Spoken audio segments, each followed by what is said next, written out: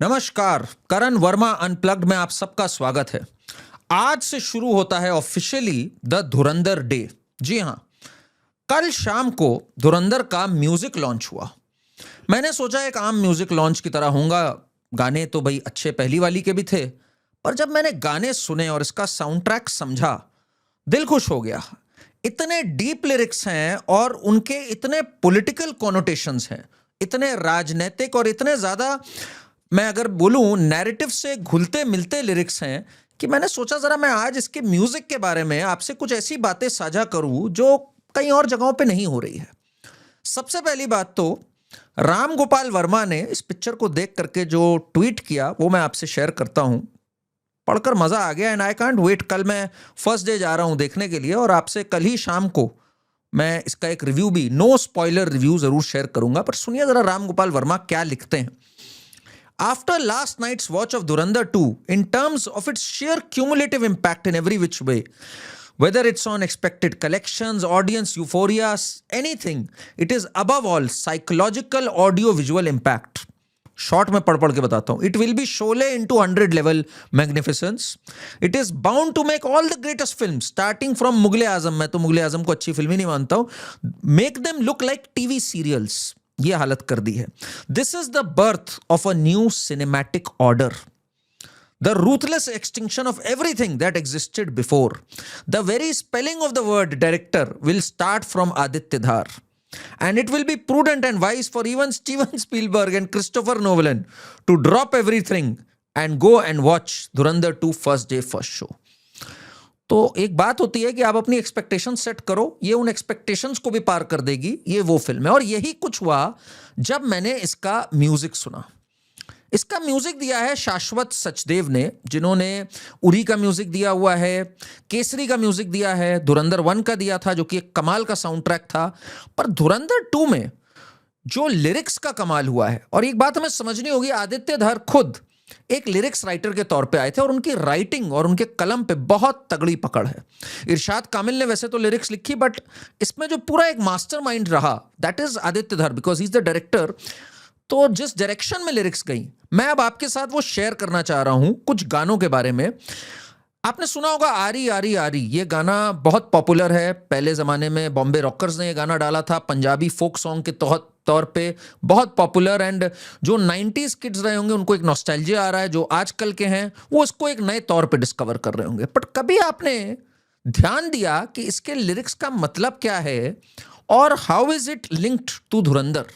मैं अब आपके साथ ये शेयर करना चाहता हूं इनके लिरिक्स पढ़ते हुए। तो ये गाना जब शुरू होता है, इसके बोल क्या हैं, और बोल हम लोग साथ साथ पढ़ते भी और समझते भी हैं। घिर घिर बादल बरसांगे, dark clouds will gather and rain, मतलब बादल आएंगे बिकॉज टफ टाइम्स चल रहे हैं। Condition of Hamza Ali and Jaskirat Singh Rangi अगर मैं बात करूं। जद तीर मिला दो राहवा दे, दो पाथ्स जब मिलते हैं, और ये बड़ा इंटरेस्टिंग है। दो पाथ्स कौन से हैं? एक जसकीरत सिंह रांगी की जीवन है जो कि पंजाब में है, जो कि धुरंधर 2 की मेन थीम होगी, और एक हमजा अली का जीवन है जो लियारी के अंदर है इस टाइम पे। आगे चलते हैं इस लिरिक्स में अगर हम, अब ये बहुत अमेजिंग है। आई अखा ते आई मेरी सरदारी, मतलब my pride has been hurt. अब मेरी जो एक मेरा जो गौरव है, सरदारी को हमेशा पंजाब में दिखाया जाता है गौरव से जुड़ते हुए, तो अब मेरी गौरव की बात आ गई है। देखिए ये जो पूरा गाना है ना, ये गाना है जसकीरत सिंह से हमजा अली को, और मैं बताता हूं कैसे। आगे पूरा होता है आरी आरी आरी आरी आरी आरी वे तेरी मेरी एक जिंदड़ी, यानी दो सोल अब मर्ज कर गई है एक में। एक है जसकीरत सिंह और एक है हमजा अली। लुट गई जिंद सारी तेरी मेरी यारी यारी, यहां तक तो ठीक था। इसके बाद आपने एक पंजाबी फोक सॉन्ग बहुत सुना होगा जो कि अक्सर शादियों में और इन सब में भी गुनगुनाया जाता है, बट एक्चुअली में उसका मतलब क्या होता है? बारी बरसी खटन गयासी खटके लियांदा पतासा। तो इसका मतलब ये होता है बारी बरसी, 12 साल के लिए एक मिशन पे गया, खटन गयासी खट के लियांदा पतासा, वहां से लाया एक पतासा। पतासा मतलब एक स्वीट चीज। तो एक व्यक्ति 12 साल के लिए एक मिशन पे जाता है, जसकीरत सिंह रांगी 12 साल के लिए एक मिशन पे जाता है हमजा अली के तौर पे, और वहां से जो लेके आता है वो बहुत मीठा है। रिवेंज को मीठा कहा जाता है, रिवेंज इज स्वीट। धुरंधर 2 का जो टाइटल है that is Dhurandhar the revenge. जो हमने इसका ट्रेलर भी देखा था उसमें क्या आया था, हौसला ईंधन बदला। तो बदला स्वीट होता है। आगे क्या है, बारी बारी बरसी खटन गयासी खटके ले आंदा पतासा कि मित्रा नु मार गया वे तेरा हासा। इसका क्या मतलब है, दोबारा मैं दोहराता हूं, मित्रा नु मार गया वे तेरा हासा। हासा यानी जो तुम्हारा चाम, तुम्हारा स्माइल होता है, जो तुम्हारा चाम है उसने तुम्हारे मित्रों को मार दिया। तो ये इनके जितने मित्र थे ना लियारी में, रहमान, डकैत वकैत, ये सब फूल्ड बाय हिज चाम। हमजा अली के चाम के आगे ये सब फूल हुए और सब के सब मर गए इस चक्कर के अंदर। तो बड़ी चतुराई से ये गया 12 साल के एक मिशन पे, इसने अपने हासा यानी अपने चाम से सबको इंटाइस किया और सब के सबको मार दिया। मित्रा नु मार गया वे तेरा हासा। दरअसल ये पूरा गाना जो है ना, अगर मैं कहूं तो जसकीरत सिंह रांगी की ओर से हमजा अली को है कि तेरी मेरी एक जिंदगी, हम दोनों अब एक हैं। साथ ही साथ में इसका डीपर मीनिंग है, ये पुराने भारत से नए भारत को एक गाना है। वो पुराना भारत जिसमें कहा जा गया 26/11 के बाद एयरफोर्स मार्शल ने कहा, मेजर फाली ने कहा कि अब हमें वार करना चाहिए, पर मनमोहन सिंह ने मना कर दिया कि नहीं, हमें वार नहीं करना है। और बाद में बहुत वैसे जाकर ओबामा और जॉर्ज बुश से कहा कि देखिए हम पीस लविंग हैं, हमने 26/11 के बाद भी बहुत रिवोल्ट हो रहा था पर हमने कोई हमला नहीं किया।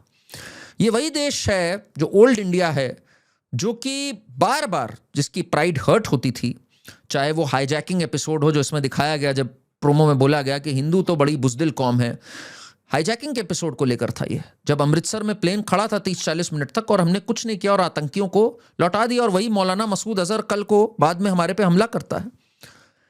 वो भारत बात कर रहा है नए भारत से, जिसको अब चढ़ गई है सरदारी, जैसे इसमें लिखा, और अब वो नया भारत घर में घुस के मारने में यकीन रखता है। हमने देखा ना क्या हुआ, जब उरी हुआ उसके बाद सर्जिकल स्ट्राइक हुए, जब पुलवामा हुआ उसके बाद बालाकोट हुआ, जब पहलगाम हुआ उसके बाद ऑपरेशन सिंदूर हुआ। यह है नया भारत, तेरी मेरी एक जिंदगी। तो बारी बरसी खटन गयासी 12 साल के लिए कहां गया था, ये मिशंस पे करने गया था, लियारी को खोखला करने के लिए गया था, इसलिए गया था। ये गाना इतना ज्यादा सटीक बैठता है पूरी चीज के ऊपर कि मजा आ गया। आप इस पूरे गाने को एक बार दोबारा इस नए पर्सपेक्टिव से अगर आप सुनेंगे तो you will be able to grasp the essence. इसको जिस तरह से इन्होंने बिल्ड किया है, अपनी जो इंस्टाग्राम पेज और सब जगह डाला है, आरी आरी Aari is the sound of revenge. Exactly आज के बाद आरी आरी आरी जब भी कहा जाएगा, पंजाब में तो ये कई बार मस्ती में भी यूज किया जाता है, इसका अब मायना ही रिवेंज के भाव को लेकर के होगा। आगे चलते हैं इस एल्बम में। साथ में अगर मैं बोलूं ना, ये एक ट्रिब्यूट है उन सबको, जब साउंड ऑफ रिवेंज की बात करते हैं, जो अपने घर से दूर गए। इसमें तो 12 साल का एक मेंशन है, पर अपने घर से दूर गए, सालों साल एनिमी कैंप में इन्फिल्ट्रेट करके भारत का नाम बचाने के लिए, भारत का नाम रोशन करने के लिए, भारत को बचाने के लिए और अपना रिवेंज पूरा करने के लिए। ऐसे कितने किस्से हैं, उन सबको नमन है ये एक फिल्म में एक तरह से। एक इसका बहुत बड़ा एग्जाम्पल अगर मैं बोलूं इस रविंदर कौशिक जी। रविंदर कौशिक, जिनको कि इंदिरा गांधी ने ब्लैक टाइगर के नाम से बोला था, वो पाकिस्तान आर्मी में एक मेजर बन के गए थे।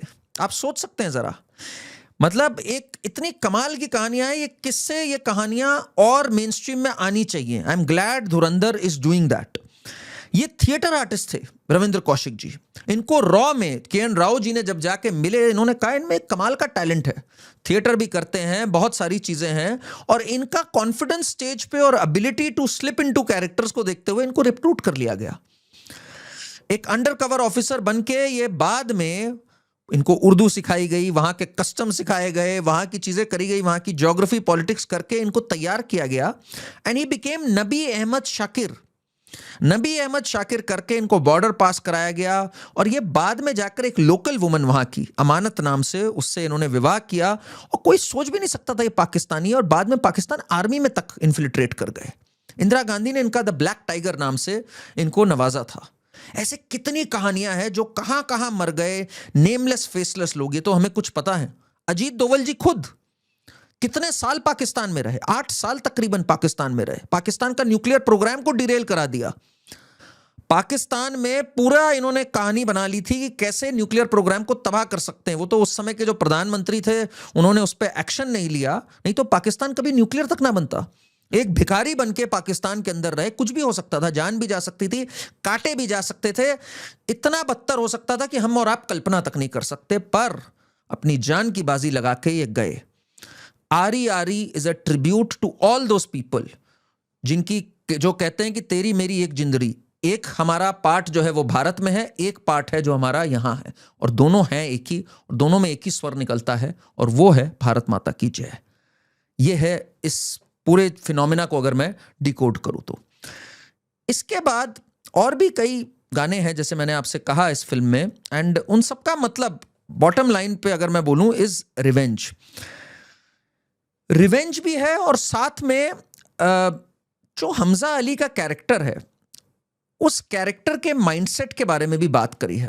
अगर आपको याद हो, जब पिछली पिक्चर धुरंधर 1 एंड होती है तो जहर भी देते हैं तो कहते हैं पीना होगा, ना मैं मर सकता हूं ना मैं जी सकता हूं, सोनू निगम का वो जो गाना आता है एंड में, वो एक दर्शाता है कि इनकी फीलिंग क्या होती है, इनके साथ कितना दुख चल रहा है, कितना दर्द चल रहा है, साथ में इन्हें एक सेकंड भी पलक झपकने की भी इजाजत नहीं है। एक गाना है डेस्टिनी नाम से जिसमें लिरिक्स हैं मन अटकिया, एंड इसकी इन्होंने लाइन लिखी है, some moments don't leave they just settle within you. And ये एक, मुझे लगता है it is a sneak peek, एक तरह से एक अंदर घुस के देखना कि हमजा के माइंडसेट में क्या चल रहा है, उसके भी दुख हैं, उसके भी दर्द हैं, उसका भी मन कहीं अटका हुआ है कई चीजों के ऊपर जिनके आगे वो बढ़ नहीं पा रहा है, पर उसको उस दर्द को पालना है, उसको इतना भी हक नहीं है कि वो 2 मिनट आंसू तक बहा सके। तो मन अटकिया उस स्पिरिट को दर्शाता है। और इसके अगर मैं लिरिक्स की बात करूं तो मन अटकिया बेपरवाह दे नाल, मन अटकिया बेपरवाह दे नाल, आपको हर समय बेपरवाह होना पड़ेगा, एटलीस्ट मन अटका भी है तो आपको बेपरवाह होना पड़ेगा। एंड जिस तरह से इस पूरे गाने के लिरिक्स हैं, you must listen to it. And मुझे ऐसा लगता है जब विजुअली ये चलेगा, ये एक बहुत अब्जॉर्बिंग गाना होगा, शोइंग कि हमजा के character, how is he coping with this. एक एलियन लैंड में जहां शार्क्स हैं हर तरफ, वहां आप इतना कुछ मन में रख करके अपना जीवन काट रहे हो, क्या माइंडसेट होता होगा ऐसे लोगों का, हम और आप शायद कल्पना भी नहीं कर सकते। बट ये गाना उस विषय पे थोड़ा सा ध्यान हमारा लेकर जाता है। अगला गाना है जान से गुजरते हैं, एंड इसकी जो पंक्ति इन्होंने लिखी है इनकी तरफ से is when the roots run deep so does the rage. इतना गहरा घाव है, इतना गहरा क्रोध है, और जो हौसला ईंधन बदला है ये उसके भाव को दर्शाता है कि जान से गुजरते हैं। और अगर मैं इसके लिरिक्स की बात करूं, दिल पे जख्म खाते हैं जान से गुजरते हैं, दिल पे जख्म खाते हैं जान से गुजरते हैं, जुर्म सिर्फ इतना है उनको प्यार करते हैं। एंड ये प्यार यहाँ पे देश प्रेम की बात करता है। तो इतने जख्म लेने के बाद भी एक प्यार है जिसके वजह से ये चल रहा है। एंड देखिए, जब ये अननोन गनमैन की बात आई थी और ऐसे लोग क्या देश के लिए उपयोगी हो सकते हैं, जो ऑपरेशन धुरंधर दिखाया था इसमें यही दिखाया था कि कई लोग ऐसे हैं जिनका सब कुछ उजड़ चुका है। अभी जसकीरत सिंह रांगी की बैक स्टोरी आएगी, पर मुझे ऐसा लगता है कि ऐसा कुछ दिखाया जाएगा जो प्रोमोस वगैरह से लगा कि इनका कैसे सब कुछ उजड़ गया, परिवार उजड़ गया, ट्रेजिडीज हुई, आतंकवादी हमलों में गुजर गया, और इनके पास जीने का कोई एक ध्येय नहीं रह गया था। इनको एक लक्ष्य दिया अजीत दोवल के जो कैरेक्टर बने हैं उन्होंने, कि भाई कुछ नहीं तो देश के ही काम आ जाओ, अगर जीवन से उठ चुके हो तो अपने जो अंदर का गुस्सा है उसको पाल करके देश का ही कुछ भला कर दो। और वहीं से जन्म हुआ ऐसे लोगों का जिन्होंने कमाल करके दिखाया हमारे देश के लिए, और जगह जगह पे जाके किया बहुत कुछ। तो दिल पे जख्म खाते हैं जान से गुजरते हैं, जुर्म सिर्फ इतना है उनको प्यार करते हैं। बहुत शानदार गाना ये इस भाव के ऊपर है। और एक गाना है जो कि मुझे बहुत पसंद आया इसमें, उसका है, उसके बोल हैं जाइए सजना।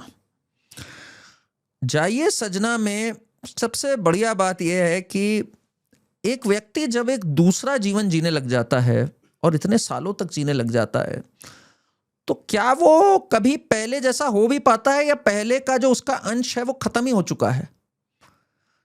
इस पे बड़ा गहरा एक चिंतन है इस गाने के अंदर। अच्छा, कमाल की बात यह है, फिलोसॉफिकल से फिलोसॉफिकल बात में जो म्यूजिक है वो बहुत ही मॉडर्न है। कई जगहों पे पंजाबी फोक है, कई जगहों पे हिप हॉप है, एंड साथ में बीच बीच में इंटरस्पर्स्ड है इंग्लिश लिरिक्स के साथ, which is giving it a very good and a contemporary tempo. एक टेम्पो बड़ा मॉडर्न है अगर मैं इसकी बात करूं तो ये जो जाइए सजना गाना है ना, इसकी जो पंक्ति है, अगर मैं इसकी पंक्ति आपको पढ़ के सुनाऊं, मैं एक बार लिरिक्स पढ़ता हूं इसके। सानू सारियां विसार गाइयां राहवा वे, I have forgotten all parts of life now. अब खत्म हो चुका है मेरा सब कुछ, मुझे अब रास्ता ही नहीं याद कि क्या था, कहां से आए थे, कहां गए। किदे पासे जाइए सजना, अब किस रास्ते जाऊं मैं। तो ये इतना अच्छे से इसको किया, और इसको बार बार ये रिपीट करता है कि सानू सारियां विसार गाइयां राहवा वे, सारी राहें अब भूल चुका हूं मैं। किदे पासे जाइए सजना, तो जब आप बोलते हो ना सजना जाइए जाइए सजना, कहाँ जाऊं अब मैं? अब क्या बचा ही था मेरे पास? जो था वो मैंने समर्पित कर दिया, और मैं कौन हूं एक्चुअली।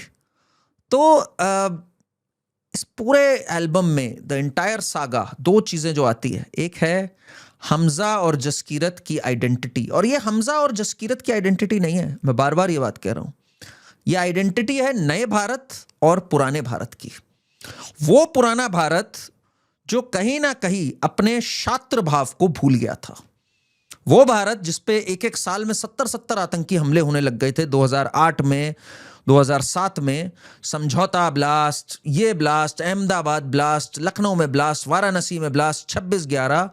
ये वो ओल्ड भारत है, और एक नया भारत है जो कहता है घर में घुस के मारेंगे। इन दो भारत के बीच की वार्ता को एक संगीत का रूप दिया है और लिरिक्स का रूप दिया है इन्होंने। शानदार music album, I cannot wait. मतलब मेरे हिसाब से इतनी बढ़िया एल्बम नहीं बन सकती थी, which is dark, which is very introspective, and साथ में वेरी फन। अगर मैं बोलूं म्यूजिक के तौर पे, म्यूजिक को मैं थम्स अप देता हूं, मैं तो 10/10, 12/10 देता हूं। पिक्चर का रिव्यू अभी बाकी है, पिक्चर कल देखेंगे। आप मुझे बताइएगा आपको इनके लिरिक्स से और क्या समझ में आया, मे बी आप कुछ नया इसमें ऐड कर सकें। इस वीडियो को जरूर लाइक करिए, हाइप करिए, चैनल को सब्सक्राइब करिए, और अपने कमेंट्स हमसे साझा करिए। Thank you.